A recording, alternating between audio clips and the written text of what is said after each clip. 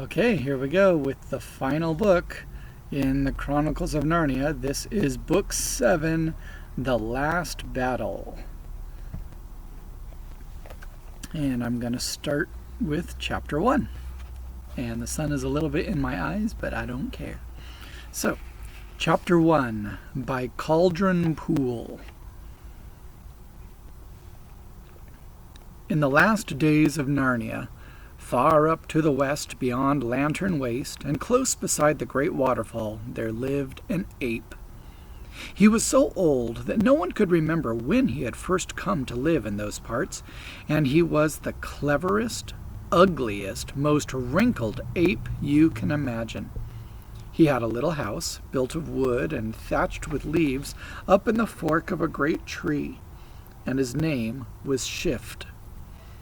There were very few talking beasts, or men, or dwarfs, or people of any sort in that part of the wood, but Shift had one friend and neighbor who was a donkey called Puzzle. At least, they both said they were friends, but from the way things went on, you might have thought Puzzle was more like Shift's servant than his friend. He did all the work. When they went together to the river, Shift filled the big skin bottles with water, but it was Puzzle who carried them back. When they wanted anything from the towns further down the river, it was Puzzle who went down with empty panniers on his back and came back with the panniers full and heavy. And all the nicest things that Puzzle brought back were eaten by Shift. For, as Shift said, "You see, Puzzle, I can't eat grass and thistles like you, so it's only fair that I should make up for it in other ways." And Puzzle always said, "Of course, Shift, of course, I see that." Puzzle never complained, because he knew that Shift was far cleverer than himself, and he thought it was very kind of Shift to be friends with him at all. And if ever Puzzle did try to argue about anything, Shift would always say, "Now, Puzzle, I understand what needs to be done better than you. You're not very clever, Puzzle." And Puzzle always said, "No, Shift, it's quite true. I'm not clever." Then he would sigh and do whatever Shift had said. One morning early in the year, the pair of them were out walking along the shore of Cauldron Pool. Cauldron Pool is the big pool right under the cliffs at the western end of Narnia. The great waterfall pours down into it with a noise like everlasting thunder, and the river of Narnia flows out on the other side. The waterfall keeps the pool always dancing and bubbling and churning round and round as if it were on the boil, and that, of course, is how it got its name of Cauldron Pool.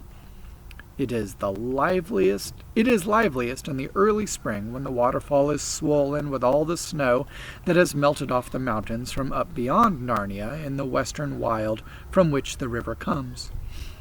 And as they looked at Cauldron Pool, Shift suddenly pointed with his dark, shiny finger and said, "Look, what's that?" "What's what?" said Puzzle. "That yellow thing that's just come down the waterfall. Look, there it is again. It's floating. We must find out what it is." "Must we?" said Puzzle. "Of course we must," said Shift. "It may be something useful. Just hop into the pool like a good fellow and fish it out. Then we can have a proper look at it." "Hop into the pool," said Puzzle, twitching his long ears. "Well, how are we to get it if you don't?" said the ape. But, said Puzzle, "wouldn't it be better if you went in? Because, you see, it's you who want to know what it is, and I don't much. And you've got hands, you see. You're as good as a man or a dwarf when it comes to catching hold of things. I've only got hoofs." "Really, Puzzle," said Shift, "I didn't think you'd ever say a thing like that. I didn't think of it. I didn't think it of you, really."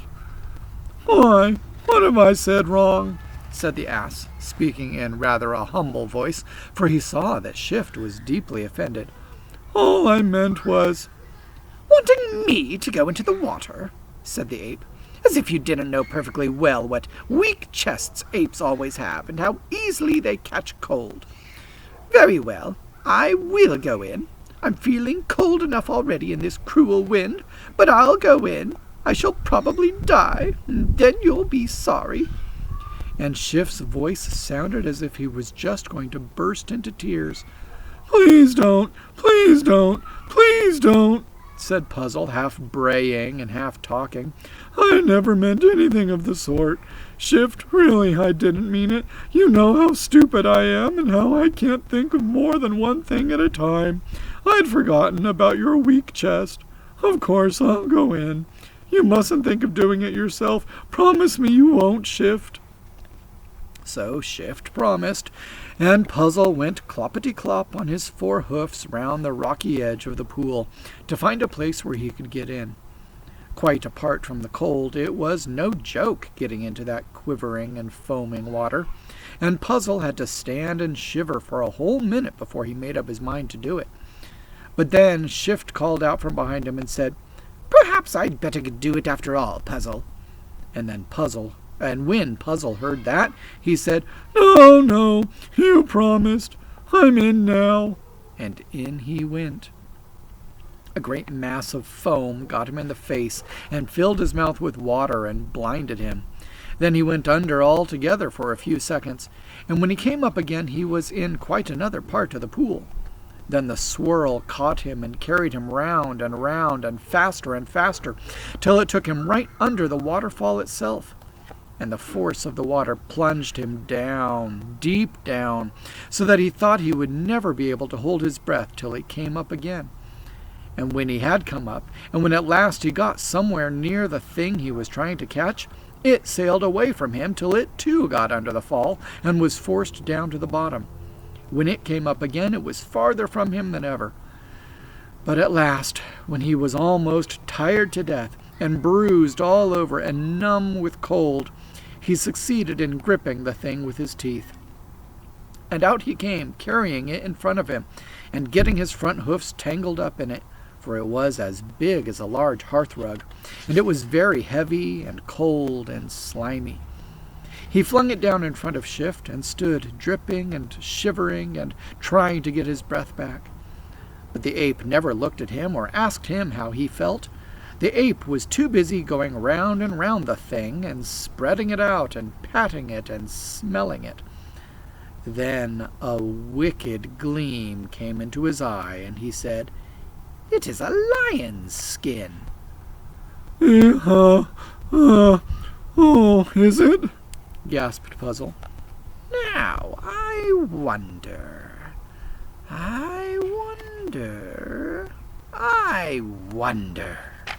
said Shift to himself, for he was thinking very hard. "I wonder who killed the poor lion," said Puzzle presently. "It ought to be buried. We must have a funeral."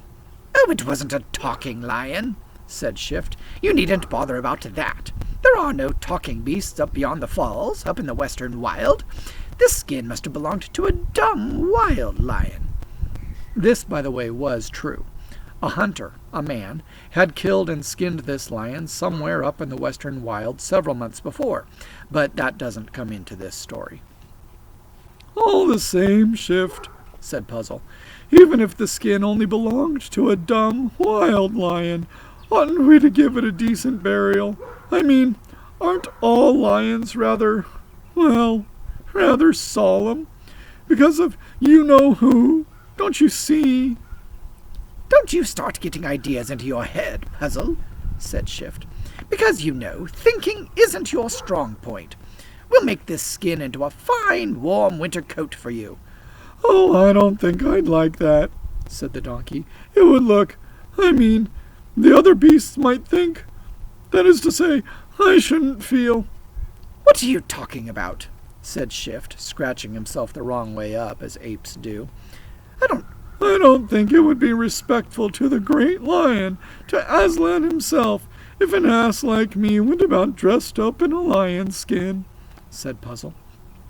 "Now don't stand arguing, please," said Shift. "What does an ass like you know of things like that sort?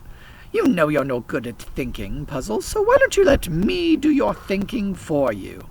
Why don't you treat me as I treat you?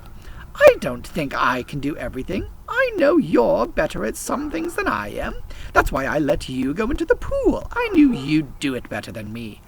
But why can't I have my turn when it comes to something I can do and you can't? Am I never to be allowed to do anything? Do be fair. Turn and turn about." "Oh, well, of course, if you put it that way," said Puzzle. "I tell you what," said Shift. "You'd better take a good brisk trot down river as far as Chippingford and see if they have any oranges or bananas." "But I'm so tired, Shift," pleaded Puzzle. "Yes, but you are very cold and wet," said the ape. "You want something to warm you up. A brisk trot would be just the thing. Besides, it's market day at Chippingford today." And then, of course, Puzzle said he would go. As soon as he was alone, Shift went shambling along, sometimes on 2 paws and sometimes on 4, until he reached his own tree. Then he swung himself up from branch to branch, chattering and grinning all the time, and went into his little house. He found needle and thread and a big pair of scissors there, for he was a clever ape, and the dwarfs had taught him how to sew. He put the ball of thread, it was very thick stuff, more like cord than thread, into his mouth so that his cheek bulged out as if he were sucking a big bit of toffee. He held the needle between his lips and took the scissors in his left paw. Then he came down the tree and shambled across to the lion's skin. He squatted down and got to work. He saw at once that the body of the lion skin would be too long for Puzzle, and its neck too short.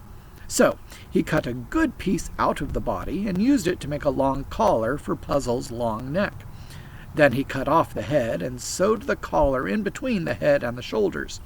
He put threads on both sides of the skin so that it would tie up under Puzzle's chest and stomach. Every now and then a bird would pass overhead, and Shift would stop his work, looking up anxiously. He did not want anyone to see what he was doing. But none of the birds he saw were talking birds, so it didn't matter. Late in the afternoon, Puzzle came back. He was not trotting, but only plodding patiently along the way donkeys do. "There weren't any oranges," he said, "and there weren't any bananas, and I'm very tired." He lay down. "Come and try on your beautiful new lion skin coat," said Shift. "Oh, bother that old skin," said Puzzle. "I'll try it on in the morning. I'm too tired tonight." "You are unkind, Puzzle," said Shift. "If you're tired, what do you think I am? All day long, while you've been having a lovely, refreshing walk down the valley, I've been working hard to make you a coat. My paws are so tired I can hardly hold these scissors. And now you won't say thank you, and you won't even look at the coat, and you don't care, and... "My dear Shift," said Puzzle, getting up at once, "I'm so sorry. I've been horrid. Of course I'd love to try it on, and it looks simply splendid. Do try it on me at once, please do." "Well, stand still, then," said the ape. The skin was very heavy for him to lift, but in the end, with a lot of pulling and pushing and puffing and blowing, he got it onto the donkey. He tied it underneath Puzzle's body, and he tied the legs to Puzzle's legs and the tail to Puzzle's tail. A good deal of Puzzle's gray nose and face could be seen through the open mouth of the lion's head. No one who had ever seen a real lion would have been taken in for a moment. But if someone who had never seen a lion looked at Puzzle in the lion skin, he just might mistake him for a lion if he didn't come too close, and if the light was not too good, and if Puzzle didn't let out a bray and didn't make any noise with his hoofs. "You look wonderful, wonderful," said the ape. "If anyone saw you now, they'd think you were Aslan, the great lion himself." "That would be dreadful," said Puzzle. "No, it wouldn't," said Shift. "Everyone would do whatever you told them." "But I don't want to tell them anything." "But think of the good you could do," said Shift. "You'd have me to advise you, you know. I'd think of sensible orders for you to give, and everyone would have to obey us, even the king himself. We would set everything right in Narnia." "But isn't everything right already?" said Puzzle. "What?" cried Shift. "Everything right when there are no oranges or bananas?" "Well, said Puzzle, "there aren't many people. In fact, I don't think there's anyone but yourself who wants those sort of things." "There's sugar, too," said Shift. Yes," said the ass. "It would be nice if there was more sugar." "Well, then that's settled," said the ape. "You will pretend to be Aslan, and I'll tell you what to say." No, said Puzzle. "Don't say such dreadful things. It would be wrong, Shift.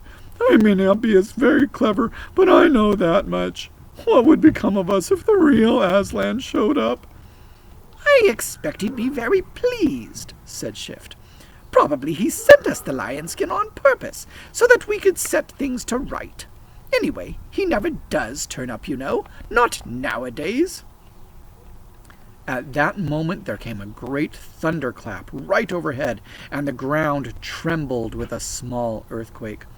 Both the animals lost their balance and were flung on their faces.